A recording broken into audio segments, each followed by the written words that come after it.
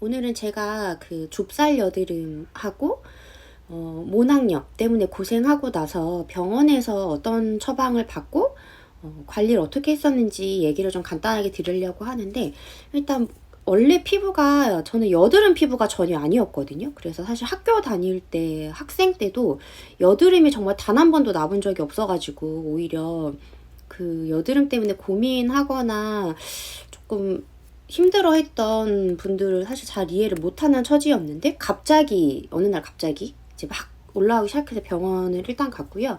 얘기를 들어보니까 왜 사람의 그 노화 주기나 호르몬의 주기에 따라 피부의 상태도 계속해서 변화한다고 하더라고요. 그래서 원래 건성이었던 사람이 지성이 될 수도 있고, 지성이었던 사람이 건성이 될 수도 있고, 갑자기 알러지가 없던 게 생겨나기도 하고, 뭐 등등의 이제 변화를 겪는다고 하는데, 이제 저도 곧 마흔을 바라보는 이제 나이이다 보니까 아무래도 피부가 좀 상태가 변한 것 같더라고요. 그래서 저는 원래 근데 블랙헤드나 이런 게 전혀 없었는데, 그때 당시에 피부가 안 좋았을 때는 눈에 보일 정도로 블랙헤드가 막 콕콕콕 있는 게 너무 보일 정도기는 했어요. 그래서 이제 지성으로 피부가 변했나? 라고 해서 이제 병원을 갔었고,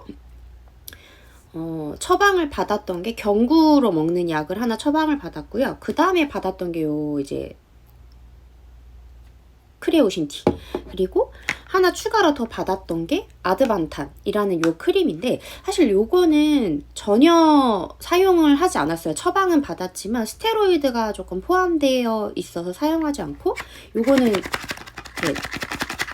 아예 포장을 뜯지도 않은 상태 그대로입니다. 정말 아예 손도 대지 않았어요. 요거는 아예 사용을 하지 않았고, 유일하게 썼던 게 요 크레오신티 여드름 톡톡이로도 굉장히 잘 알려져 있더라고요. 저는 사실 요거 처음 접했는데, 요거랑 경구약만 먹고 그다음에 수분 관리 잘 해주고 이렇게 했거든요. 왜냐하면 결국은 각질 때문에 생겨나거나 세균 감염 때문에 일어났던 거라고 판단이 들어서, 일단 그 균주들에게 그 단백질을 제공을 하지 않고 기름진 요런 먹잇감을 주지 않기 위해서 정말 수분 관리, 이제 오일리한 제형 다 제외하고 수분 관리 정말 잘 해주고 이 여드름 톡톡이를 사용했는데, 그때 당시 모낭염이 얼굴뿐만 아니고 몸에 다 퍼졌었어요. 그래서 피지선이 얼굴부터 딱 요 가슴 밑에 상반신까지만 사실 있기 때문에 밑으로는 안 생기고, 다 생겨봤자 요 위에서만 발현이 되더라고요. 그래서 요 크레오신티는, 근데 주의하실 게, 요거는 전문의 약품이어가지고 병원에서 반드시 처방을 받고 구매를 하셔야 되는 제품이고, 요거랑 비슷하게 나온 게 클리어틴이라는 제품인데, 클리어틴은 살리신산이 들어가 있는 제품이고, 요거는 클린다마이신이라고 되어 있네요. 그리고 요렇게 들어가 있어요. 결국은 이게 세균성 감염으로 발현됐던 거기 때문에 이 항생제가 일부 들어있는 제품으로 관리를 할 수밖에 없는 상황이라고 들었고, 항생제가 조금 들어가 있기는 해서 내성이 조금 걱정돼서 여쭤봤더니, 그 정도 수준으로 뭔가 내성이 생길 정도는 또 아니다라고 말씀은 하셨지만, 그래도 조금 걱정스럽기는 해가지고, 평소에 지금 요 보시면 하나, 어디 있지? 여기 지금 하나 나 있거든요.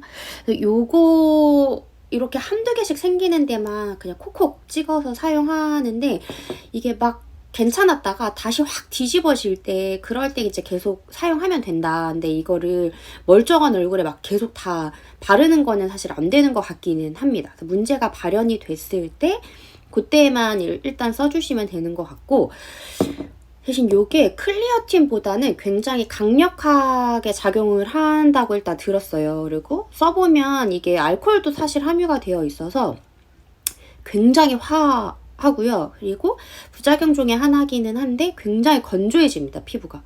그래서 요거를 바를 때 세안을 하고 나서 하자마자 아무것도 없을 때 이거를 먼저 쓰는데, 이걸 쓰고 다 말라서 이제 더 이상 흡수될 게 없다 싶으면 그때 이제 기초 화장을 하시면 되는 것 같고, 이제 스킨케어랑 기초 화장 하시면 되는 것 같고, 이게 알코올이랑 이렇게 확 날아가는 느낌이 좀 강하다고 했잖아요. 그래서 사실 눈가 주변 이런 데는 쓰시면 당연히 안 되는 건데, 그냥 저는 이마에도 좀 났었어가지고 이마 요런 데 찍었는데도 눈이 시렵더라고요. 그래서 그 정도로 조금 성분이 강하기는 한 것 같아서 요거를 막 계속 오래 쓰시는 거는 사실 조금 비추이기는 한데, 제가 요거를 쓰고 나서 화이트헤드가 정말 안 생기는 거예요. 그래서 제가 보통 2, 3주에 한 번씩은 화이트헤드 관리한다고 오일 밤이랑 클렌징이랑 스팀 이렇게 해가지고 관리를 했었는데, 이 크레오신 티를 쓸 때는 화이트헤드를 따로 관리를 안 했던 것 같아요. 지금 생각해 보니까.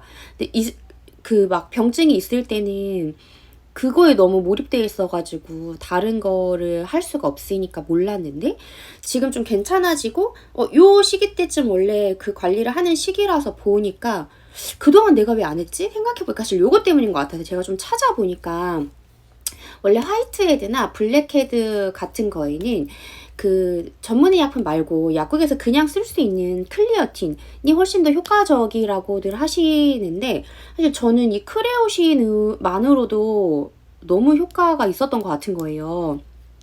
근데 블랙헤드는 원래 없어가지고 그건 잘 모르겠고, 화이트헤드는 정말 많이 안 생겨요, 생각보다. 그래서 저는 원래 막 까맣게 보이는 피부는 아니거든요, 블랙헤드가. 그래서 잘 안 보이시겠지만 요런 데랑 여기랑, 왜 화이트헤드는 요 밑에도 많이 생기잖아요. 근데 여기는 전혀 없습니다. 안 생겨요. 그래서 좀 신기하더라고요. 근데 사실 이거를 밑에까지 이렇게 바르지는 않잖아요. 근데 모낭염 있을 때 밑에 조금 생겼을 때 그냥 찍어 발랐던 게 전부인데 안 생기더라고요. 그래서 너무 화이트헤드나 블랙헤드 고민이신 분들은 살리실산 들어있는 클리어틴으로도 좀 비슷한 효과가 있거나 아니면 그게 훨씬 더 효과는 있을 수도 있다는 생각이 조금 들기는 하더라고요. 그래서 결국 여드름은 피지가 많아서 이제 그런 여드름균 때문에 생기는 거고, 모낭염은 이제 모낭을 통해서 세균이 침투해서 발생한 염증인데, 그때 당시에는 제가 두 개가 다 있었던 것 같아요. 그래서 먹는 약으로 여드름균을 치료했었던 것 같고, 크레오신 요걸로는 모낭염을 치료했던 것 같다는 생각이 조금 들더라고요. 근데 요거는 결국은 이게 그 세균의 증식을 억제하는 역할을 하지 않았나라는 좀 생각이 들고, 그냥 이제 병원까지 갈 정도는 아니다라고 하시는 분들은 결국 이게 같은 회사에서 이 크레오신 티를 대체할 만한 대체제로서 클리어틴이라는 제품을 만드신 걸로 알고 있거든요. 그래서 클리어틴으로 조금 이제 피지가 너무 많고 이제 지성이고 하시는 분들은 클리어틴을 사용해 보시면 블랙헤드나 그런 이제 뭐죠? 이렇게 화농성 여드름 관리가 좀 되실 것 같아요.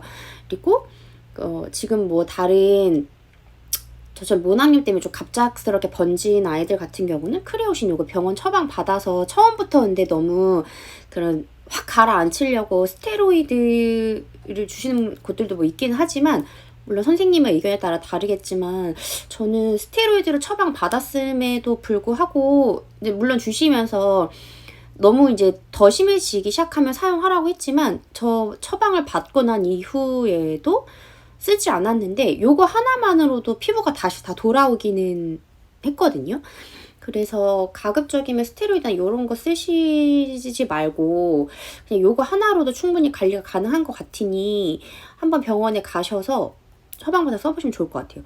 저는 진짜 화이트헤드 많이 없어졌고, 지금은 요거를 잘 안 쓰고 이렇게 하나씩 올라올 때만 꺼내서 쓰고 있기는 한데, 지금도 잘 안 생겨요, 예전보다. 피지 분비나 이런 조절이 어느 정도는 조금 되고 있지 않나 생각이 들고, 물론 끊고 나서 이후에 제가 나이아신아마이드를 그 디오디너리 나이아신아마이드를 저녁에 사용하고 있기는 하거든요. 근데 그 나이아신아마이드 자체도 피지 분비를 컨트롤하는 능력이 있어서 그게 좀 같이 시너지를 좀 주지 않았나라는 생각은 사실 조금 들어요.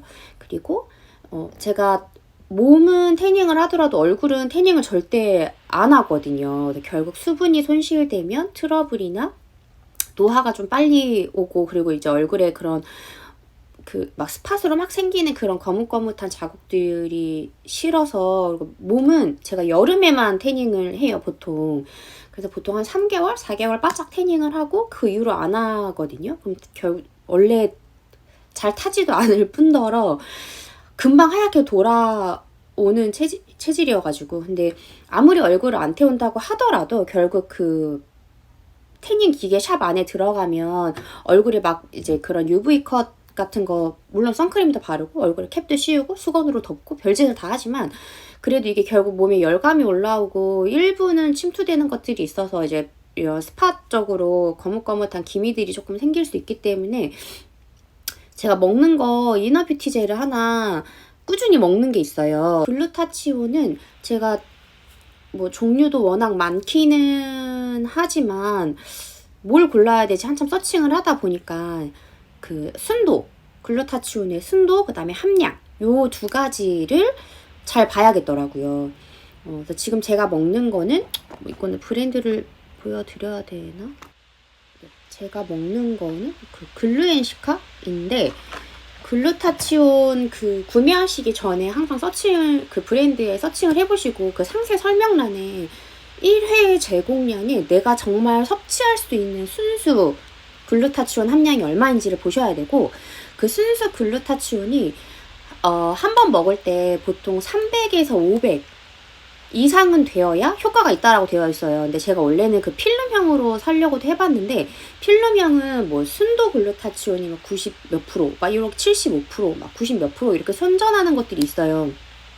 순도는 괜찮은데 그 순도 이외에 1일 섭취할 수 있는 양이 막 150, 170 막 이렇게 되어 있어요. 그러니까 결국은 내가 효과를 볼 수 있을 만큼의 함량을 다 섭취하지 못하는 그 1회 총 제공량이더라고요. 흡수는 물론 필름형이 더 좋다고 하지만 분말 구간형으로 이런 점막을 통해서도 결국은 다 할 수 있으니까 저는 그냥 분말 형태로 되어 있는 걸 샀고, 지금 먹는 거는 찾아보니까 순도가 50%예요. 그래서 지금 요게 1회에 들어가 있는 글루타치온이 800mg이거든요. 근데 순도가 50이니까 그럼 제가 한 번에 먹을 수 있는 그 글루타치온 함량이 400mg인 거예요. 그러니까 그 효과를 볼 수 있다라고 하는 그 적정 양 안에 포함이 되어 있는 거고, 그래서 요거 글루타치온을 보고도 구매하실 때 약간 가성비 좋다고 하는 게 나우사에서 나오는, 나우푸드 원래 되게 유명하잖아, 영양제로. 나우 것도 괜찮고 또 몇 개 있었는데 그거는 알약으로 되어 있는 정제제고, 제가 먹는 거는 분말 형태인데, 요거는 저 브랜드 굳이 광고하는 게 아니어가지고 근데 그냥 요렇게 생긴 그냥 분말 형태거든요. 요 글루엔시카 요거 먹고 있는데, 지금 저 요거는 지금 7박스 남아있고, 제가 총 10박스를 한꺼번에 구매해서 그냥 1년 내내 계속 요거는 먹거든요. 근데 사실 먹는 거만으로 얼굴이 막 하얘져, 밝아져, 요런 거는 아니에요. 근데 다만 이게 그러니까 20대를 넘어가면 이 글루타치온의 생성이나 이런 게 몸에 원래 가지고 있던 보유량이 계속 감소하고 있기 때문에 섭취를 해줘야 된다라고 했고, 뭐 아스파라거스나 이런 식품들로 섭취를 하는 게 물론 당연히 좋지만, 혼자 살다 보니까 사실 음식이나 이런 것들을 하기 좀 귀찮아가지고 잘 안 먹게 돼요. 근데 그런 분들은 영양제나 다른 형태로 섭취를 해서 보충을 해줘야 되는 거라고 저는 생각을 하거든요. 그래서 저는 영양제도 굉장히 많고 영양제 종류들을 잘 챙겨 먹는 편이어가지고 음식으로 다 못 먹는 것 같아서 이제 부족한 것들을 좀 그날 내가 요거 좀 부족하게 먹었다 싶은 것들은 이제 골라가지고 먹는 편이어가지고. 근데 피부에 있어서는 요거 이너뷰티로는 글루엔시카 거 하나 먹습니다. 근데 이거가 그냥 부족하니까 먹는 거지, 먹는다고 엄청 스펙터클하게 있진 않아요. 그리고 이게 제가 이제 서칭해서 다른 논문들이랑 보니까 그 적정량, 그러니까 300에서 500mg을 그러니까 3개월 이상 정도 먹어야 효과가 있는 거지, 뭐 한두 번 먹거나 뭐 일주일, 뭐 한 달 이렇게 먹었다고 해서 확 티나게 좋아지는 거는 아니니까 그냥 꾸준히 장기적으로 관리한다라고 생각하면서 드시면 조금 더 뭐랄까 피부톤이 좀 맑아지는 데 도움을 줄 수 있지 않나라는 생각은 듭니다. 그리고 그 지난번에 제가 올렸던 영상 마지막에 했던 게 마데카솔 겔로 해서 얼굴 했던 건데 그거 정말 좋기는 좋았거든요. 정말 좋기는 좋은데 뭐랄까요, 그 모든 연구들이 그렇듯 조금 피부가 건조해지는 느낌이 있어요. 그래서 그 마데카솔 겔 함량을 굉장히 높게 해서 쓰시면 피부가 건조하다는 느낌을 분명히 받으실 거거든요.